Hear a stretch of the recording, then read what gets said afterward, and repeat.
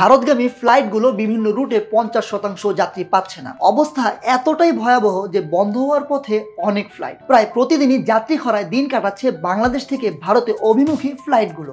জানা গেছে ভারত সীমিত আকারে ভিসা কার্যক্রম চালাচ্ছে, বিধায় যাত্রী পাওয়া যাচ্ছে না। এমনকি ভিসা থাকা সত্ত্বেও বিমানবন্দরে হয়রানি বা আটকের ভয়ে অনেকেই ভারতমুখী হচ্ছেন না। আগস্টে হাসিনা সরকারের পতনের পরপর ভিসা কার্যক্রম বন্ধ রাখে ভারত। এরপর সীমিত আকারে ভিসা কার্যক্রম চালু করলেও ভিসা প্রাপ্তির সংখ্যা অনেক কম।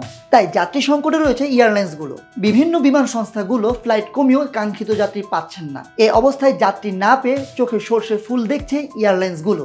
বাংলাদেশ থেকে বর্তমানে ভারতের বিভিন্ন রুটে ফ্লাইট পরিচালনা করছে বিমান Bangladesh airlines, US Bangla airlines, novo air, ভারতের ভিস্তার এয়ারলাইন্স, এয়ার ইন্ডিয়া এবং ইন্ডিগো। সংস্থাগুলো ঢাকা থেকে কলকাতা, দিল্লি, চেন্নাই ও মুম্বাই রুটে ফ্লাইট পরিচালনা করছে। বিমান বাংলাদেশ এয়ারলাইন্স আগে কলকাতা রুটে সপ্তাহে 14টি ফ্লাইট পরিচালনা করত, বর্তমানে এ সংখ্যা 7-এ ঠেকেছে। এছাড়া কমেছে চেন্নাই ও দিল্লি রুটের ফ্লাইট সংখ্যাও। কলকাতা রুটে ইউএস বাংলায় ঢাকা ও চট্টগ্রাম থেকে সপ্তাহে 21টি ফ্লাইট পরিচালনা করা হতো, বর্তমানে তারা 6টি ফ্লাইট পরিচালনা করছে। চেন্নাই রুটে সপ্তাহে 11টি থেকে ফ্লাইট কমিয়ে 5-এ নামানো হয়েছে। বিমান বাংলাদেশ এয়ারলাইন্স জানিয়েছে ঢাকা থেকে কলকাতা, চেন্নাই ও দিল্লি রুটে ধারণ ক্ষমতার 40 থেকে 48% যাত্রী পাওয়া যাচ্ছে, বাকি সিটগুলো ফাঁকা যাচ্ছে। তবে এসব রুটে ঢাকায় ফেরার সময় কিছুটা বেশি যাত্রী পাওয়া যাচ্ছে।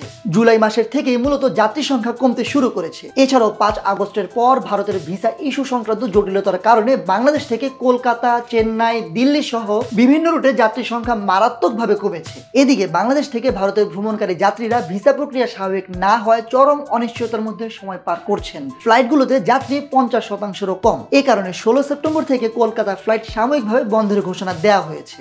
যাত্রী কমে যাওয়ার মূল কারণ ভিসা না হওয়া বলছেন যাত্রীরা। এমনকি চিকিৎসা নেওয়ার জন্য ভারতের ভিসার আবেদন করেও অনেকে ভিসা পাচ্ছেন না। সম্প্রতি ভারত সরকার শুধু মেডিকেল ও শিক্ষার্থীদের জন্য সীমিত পরিসরে ভিসা কার্যক্রম শুরু করেছে। এই অবস্থায় যারা শুধু ভ্রমণ কিংবা অন্য কাজে দেশটিতে যাওয়ার জন্য পরিকল্পনা করছিলেন তারা বঞ্চিত হচ্ছেন। এ কারণে ফ্লাইটগুলোতে যাত্রী খরা দেখা দিয়েছে। এছাড়াও বর্তমানে বিমানবন্দরে নিরাপত্তা ব্যবস্থা জোরদার করা হয়েছে। বেশ কয়েক ধাপ নিরাপত্তা বেষ্টনীর মধ্য দিয়ে যাত্রীদেরকে বিমানবন্দর পার হতে হচ্ছে। বোর্ডিং পাস থেকে শুরু করে ইমিগ্রেশন এবং বোর্ডিং গেটে প্রত্যেক যাত্রীর কাগজপত্র ও পরিচয়পত্র অধিকতর যাচাই বাছাই করা হচ্ছে। যারা পেশাজীবী তাদের প্রতিষ্ঠানের এনওসি না থাকলে নানা প্রশ্নের মুখে পড়তে হচ্ছে। ব্যবসায়ীদেরকেও জেরা করা হচ্ছে। এমন বিব্রতকর পরিস্থিতি এড়াতে যাত্রীরা আপাতত ভারতমুখী হচ্ছেন না।